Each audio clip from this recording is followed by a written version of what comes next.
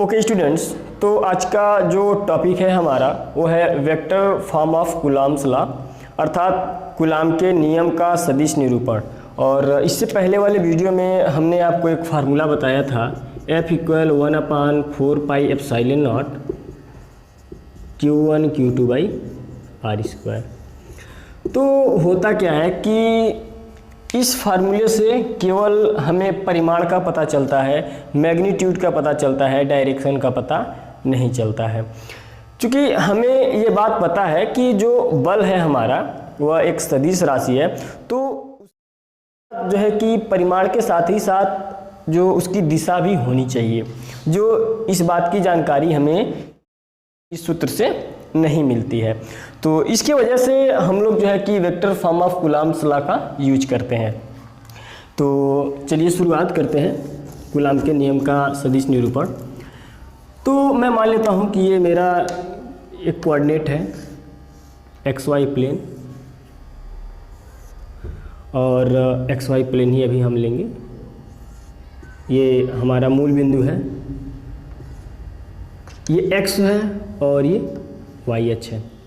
और इसमें मैं मान लेता हूँ कि जो दो आवेश हैं Q1 और Q2, ये आवेश Q1 है जो पॉइंट बिंदु ए पर है, और ये बिंदु आवेश Q2 है जो ये B पर है।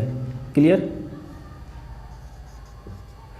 और इसका जो है कि मूल बिंदु के सापेक्ष जो इनकी स्थिति सदिश है, इनकी स्थिति सदिश जो है मूल बिंदु के सापेक्ष वह है R1, वेक्टर R1, और ये हो गया मेरा वेक्टर R2।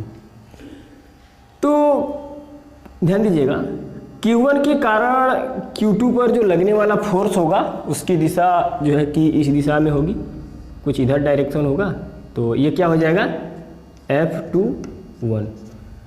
क्लियर? और इस Q1 पर Q2 के कारण जो लगने वाला फोर्स की दिशा होगी वो इधर होगी, ये क्या हो जाएगा हमारा F12। क्लियर? अब जरा ध्यान दीजिएगा, अब हमको ये कैलकुलेट करना है कि इसने इस पर फोर्स लगाया और इसने इस पर फोर्स लगाया, तो Q1 के सापेक्ष Q2 की स्थिति सदिश क्या होगी। क्लियर? हमको ये पता करना है Q1 के सापेक्ष Q2 की स्थिति सदिश क्या होगी। ठीक है? और दूसरी चीज़ हमको ये कैलकुलेट करना है कि Q2 के सापेक्ष Q1 की जो है कि हमारी स्थिति सदिश क्या होगी। और आपने वेक्टर में इन सब सारी चीज़ों को आपने पढ़ा हुआ है, जरा ध्यान दीजिएगा, मैं उस चीज़ को यहाँ पे मैं लिख रहा हूँ। ये Q1 हो गया और ये हमारा आवेश Q2 हो गया, और ये इसकी डायरेक्शन हो गई। क्लियर? इसकी डायरेक्शन जो है कि इधर होगा। जब फोर्स इधर लगेगा तो Q2 की स्थिति सदिश जो Q1 के सापेक्ष होगी वो इधर होगी। तो इस चीज़ को जरा ध्यान दीजिएगा, मैं मान लेता हूँ कि इस चीज़ को ये यहाँ से कुछ इस तरह से मैं लिख ले रहा हूँ R21, अर्थात ध्यान दीजिएगा Q1 के सापेक्ष Q2 की स्थिति सदिश ये हो गई वेक्टर R21। यहाँ पे मैं समझा रहा हूँ कैसे। जैसे मान लीजिए कि यहाँ से यहाँ तक का जो है कि स्थिति सदिश हमको मापना है, अर्थात यहाँ से यहाँ तक का हमको नापना है, मेजर करना है, यहाँ से लेकर के यहाँ तक। तो यहाँ पे ध्यान दीजिएगा, हम लोग Q2 की ओर जा रहे हैं। क्लियर? हम लोग Q1 से Q2 की ओर जा रहे हैं, तो ये मेरा हेड होगा। Q1 से Q2 की ओर जा रहे हैं, तो इस चीज़ को हम लोग लिखते हैं R21। Q2 की ओर जा रहे हैं Q1 से होकर के। क्लियर? कोई चीज़ हमने लिखा है कि इसकी जो स्थिति सदिश होगी Q1 के सापेक्ष Q2 की स्थिति सदिश होगी जो है R21। और ध्यान दीजिएगा, Q2 के सापेक्ष Q1 की स्थिति सदिश मतलब कि अब Q1 की ओर जा रहा है। ठीक है? इधर फोर्स लग रहा, तो स्थिति सदिश भी जो ये वेक्टर होगा इधर होगा, तो ये हो जाएगा मेरा, क्या हो जाएगा R12। कई किताबों में जो है कि R12 भी लिखा हुआ है, इसको 12 भी लिखा हुआ है। क्लियर? तो आप ज़्यादा कन्फ्यूजन क्रिएट करेगा, आप यहाँ पे अच्छे से ध्यान से देखें इस चीज़ को। तो अब जरा ध्यान दीजिएगा, हमारा अब ये कैलकुलेट करना है कि R21 होगा क्या। अब जरा ध्यान दीजिएगा, हमको क्या क्या पता है। वेक्टर OA हमको पता है कितना पता है, वेक्टर R1 हमको पता है, और OB वेक्टर हमको क्या पता है, ध्यान दीजिएगा, R2 पता है। तो अब हमें वेक्टर AB चाहिए, हमको इधर वेक्टर चाहिए। अभी आप इस कुछ पल के लिए आप इसको भूल जाइए, ऐसे समझिए, भूल जाइए, इधर चाहिए हमको AB वेक्टर चाहिए, वेक्टर AB। तो वेक्टर AB चाहिए तो आप जो है कि ट्रायंगल्स लॉ आपने पढ़ा होगा, ठीक है, त्रिभुजों के नियम, सदिश चैप्टर जो हम लोग पढ़ रहे होंगे, ठीक है, क्लास फर्स्ट ईयर में होगा, 11th में आपने पढ़ा होगा वेक्टर के बारे में अच्छे से। तो अब जरा ध्यान दीजिएगा, इसकी डायरेक्शन इधर है, इसकी डायरेक्शन इधर है, तो इधर मैं इस त्रिभुज को यहाँ बना रहा हूँ, ये हो गया, इसकी डायरेक्शन इधर हो गया, और ये इसकी डायरेक्शन इधर हो गया, और ये इधर डायरेक्शन हो गया, ये O है, ये A है, ये B है, तो ये क्या होगा, OA vector plus AB vector बराबर OB वेक्टर, ये होगा ना, ये तो होगा ही होगा। OA वेक्टर हमारा क्या है, R1 है, ये मेरा AB वेक्टर नहीं पता है, और ये जो है कि R2 वेक्टर हो गया। तो AB वेक्टर बराबर हम लोग क्या लिख सकते हैं, R2 vector minus R1 vector, या फिर आप AB वेक्टर को आप समझ लीजिए डायरेक्ट, कुछ ऐसे भी समझ सकते हैं, R2 vector 1, R21 vector, clear. तो यहाँ पे AB वेक्टर बराबर R21 वेक्टर हमारा क्या हो जाएगा, R2 vector minus R1 vector, clear. Similarly जो है कि हम लोग क्या लिख सकते हैं, BA वेक्टर हम लोग क्या लिख सकते हैं, BA वेक्टर बराबर R12, इसी तरीके से तो ये हो जाएगा R1 vector minus R2 vector, clear. अब जरा ध्यान दीजिएगा, अब हम लोग क्या निकालना है, फोर्स इस डायरेक्शन में हम लोग निकालना है, ठीक है, इस डायरेक्शन में Q1 के कारण Q2 पर लगने वाला फोर्स हम लोग निकाल रहे हैं, ठीक है। तो हम लोग कुछ ऐसे निकाल रहे हैं, F21 ये हो जाएगा K into Q1 Q2 by R²। अब जरा ध्यान दीजिएगा, मैं ये R इनके बीच की दूरी को मैं कुछ इस तरह से लिख रहा हूँ, ठीक है। R क्या है ना कि मैग्नीट्यूड, इसका परिमाण है, इनके बीच का डिस्टेंस है, ये वेक्टर नहीं है, इनके बीच का डिस्टेंस है, दूरी है, ठीक है। तो मैं कुछ ऐसे लिख रहा हूँ, R21 कुछ इस तरीके से, क्लियर। अब जरा ध्यान दीजिएगा, आपको पता होगा कि मैं इस चीज़ को मैं वेक्टर ऐसे लिखूं, मैं इस तरीके से लिखूं, या फिर मैं A लिखूं, दोनों का बात बराबर है, क्लियर। तो हम इसको ऐसे लिखे हैं। अब जरा ध्यान दीजिएगा, अब ये पूर्ण रूप से जो है कि मेरा वेक्टर फॉर्म नहीं है अभी। तो अब देखिए जरा ध्यान से कि ये क्या बता रहा है, हमारा डायरेक्शन बता रहा है, डायरेक्शन। तो उस डायरेक्शन के लिए हम लोग क्या लगा दें, एक एकांक वेक्टर लगा दे रहे हैं R21, ये अब डायरेक्शन बता रहा है, क्लियर। अब ये हमारा डायरेक्शन बता रहा है। क्यों, आपको पता है कि कोई वेक्टर अगर हम A लिखे हैं तो ये वेक्टर जो है A हमारा, ये मैग्नीट्यूड और डायरेक्शन दोनों मिलके बना होता है, मतलब कि परिमाण और दिशा दोनों को दर्शाता है। मतलब ये कि इस चीज़ को हम लोग लिख सकते हैं मैग्नीट्यूड और एकांक A पर कैप, ये दोनों चीज़ों को दर्शाता है, ठीक है। आपको ज़्यादा दिक्कत हो रहा हो तो क्लास जो चैप्टर है हमारा सदिश, उसको आप लोग अच्छे से पढ़ जाएं।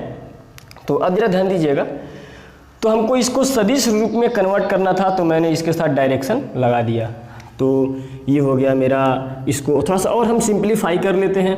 आपको पता है कि हम लोग को क्या पता है कि R21 एकांक वेक्टर बराबर हम लोग लिख सकते हैं क्या, कि R2 vector divided by R2 vector, कुछ इस तरह से मॉड में लिख सकते हैं, क्लियर। आप लोगों ने पढ़ा होगा वेक्टर A बराबर, अभी मैंने बताया, A पर कैप मॉडुलस वेक्टर A, और हमको चाहिए एकांक वेक्टर, तो मैं इसको इधर लेते आया, क्योंकि vector A by modulus vector A, clear.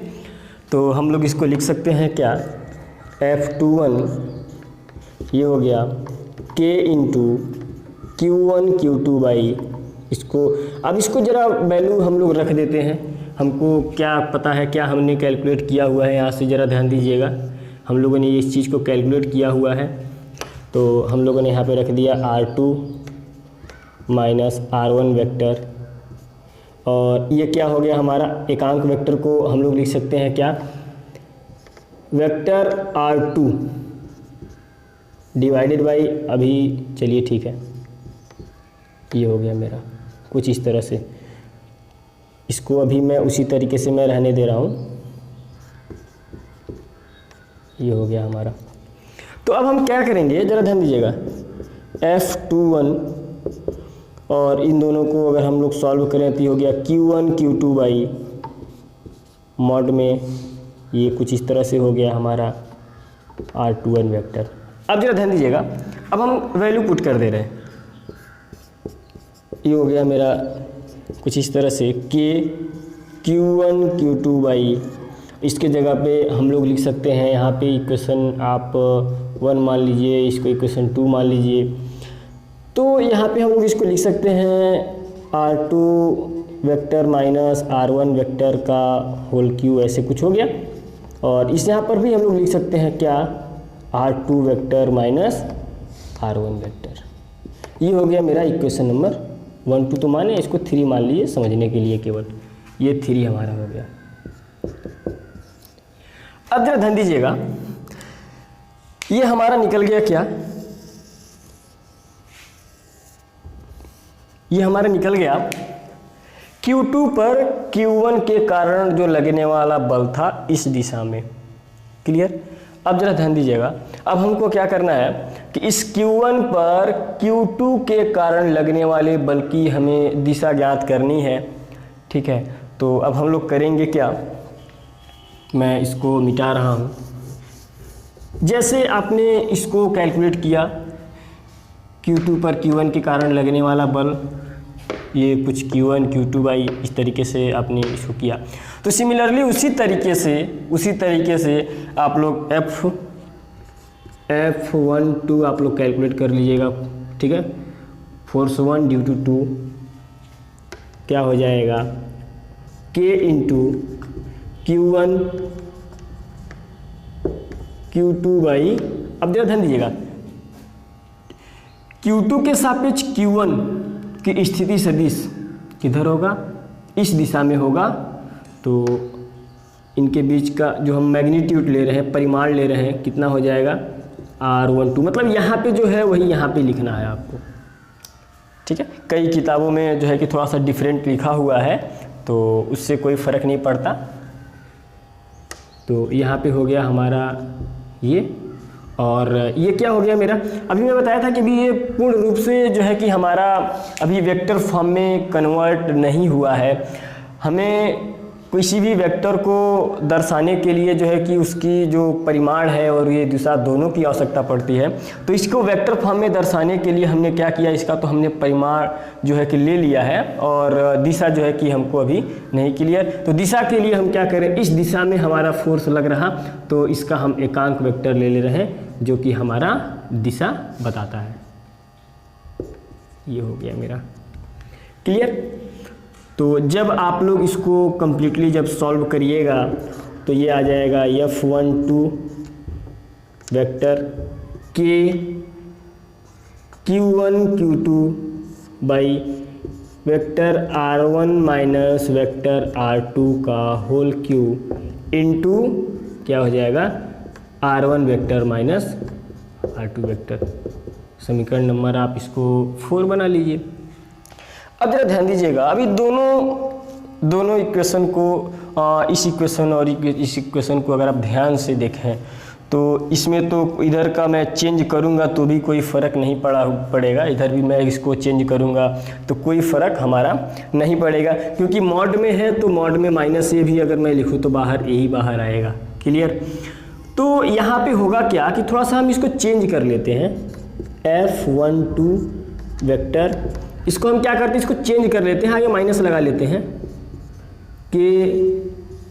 Q1 Q2 by R1 vector minus R2 vector का होल क्यू। जो ध्यान दीजिएगा, इसको हम लोग लिख सकते हैं कुछ इस तरह से, बिल्कुल लिख सकते हैं, क्योंकि हमने आगे माइनस लगा दिया है भाई।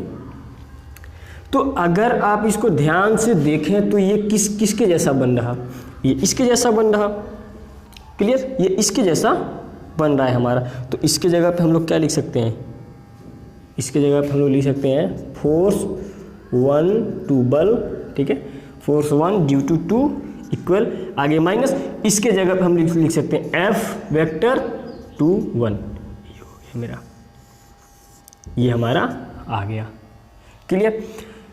तो यहाँ से हमें इस बात का पता चलता है कि इसके कारण इस पर जो लगने वाला बल होगा, इसके कारण इस पर जो लगने वाला बल होगा, ये दोनों का जो परिमाण जो है आपस में समान होगा, लेकिन इसकी दिशा जो है कि वह भिन्न होगी।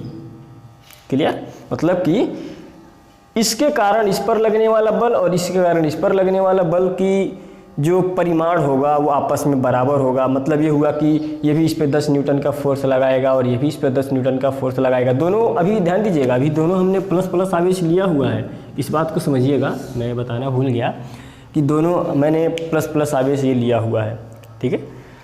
तो क्या होगा कि इसके कारण इस पर लगने वाला बल और इसके कारण इस पर लगने वाला बल, दोनों की जो है कि परिमाण तो समान होगा, 10 न्यूटन का ये भी लगाएगा, 10 न्यूटन का वो भी लगाएगा, लेकिन क्या होगा कि इसकी दिशा पॉजिटिव होगी और इसकी दिशा नेगेटिव होगी। मतलब कि जो है कि एक दूसरे के कारण जो लगने वाला बल होगा परिमाण समान होगी और उसकी जो है दिशा विपरीत होगी। इस फार्मूले से हमें न्यूटन के तृतीय नियम का भी पालन होता है। न्यूटन का तृतीय नियम क्या कहता है कि क्रिया प्रति